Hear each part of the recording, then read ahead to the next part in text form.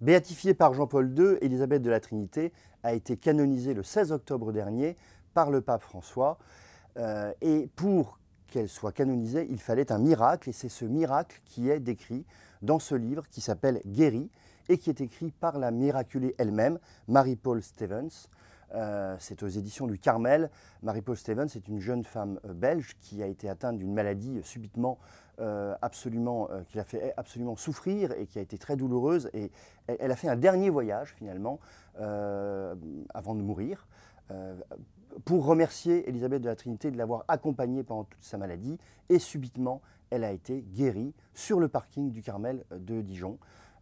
Elle raconte ça dans ce livre, mais c'est aussi un livre sur son intimité avec Élisabeth, et c'est un très très beau livre spirituel que je vous recommande vraiment chaudement. Alors, qui est Élisabeth de la Trinité? C'est une jeune fille qui est rentrée au Carmel en 1901, au Carmel de Dijon, pétrie de talent, artiste, pianiste, avec un tempérament de feu, colérique, et puis qui a tout connu au Carmel jusqu'à la nuit de la foi et jusqu'à une agonie finale extrêmement douloureuse. Son parcours est retracé remarquablement dans la biographie de référence, qui est celle de Conrad de Mester, Élisabeth de la Trinité, aux presses de la Renaissance. C'est vraiment le livre à lire sur Élisabeth, qui est une sainte vraiment attachante, et on comprend que Didier Decoing soit un peu tombé amoureux d'elle, et il a écrit un petit essai sur elle, Élisabeth Cathèse, Sainte Élisabeth de la Trinité, que les éditions du Cerf viennent de republier.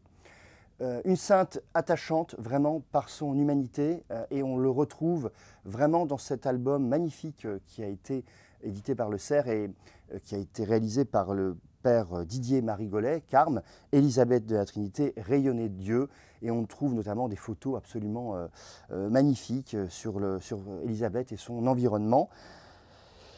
Élisabeth, c'est une immense spirituelle, une immense mystique, et quelqu'un d'aussi puissant intellectuellement que Hans Urs von Balthasar ne s'y est pas trompé. Le grand théologien allemand a consacré un essai à Élisabeth, Élisabeth de la Trinité et sa mission spirituelle.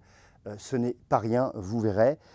D'Élisabeth, évidemment, on connaît surtout la prière, la magnifique prière sur la Trinité. Et Philippe Ferlet a consacré un petit essai sur cette prière, Ô mon Dieu Trinité que j'adore, aux éditions du Cerf.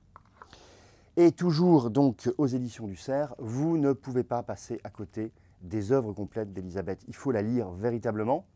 Il ne faut pas se laisser impressionner par le titre d'œuvre complète. Là, vous allez trouver son journal, sa correspondance, ses poèmes et puis ses traités spirituels.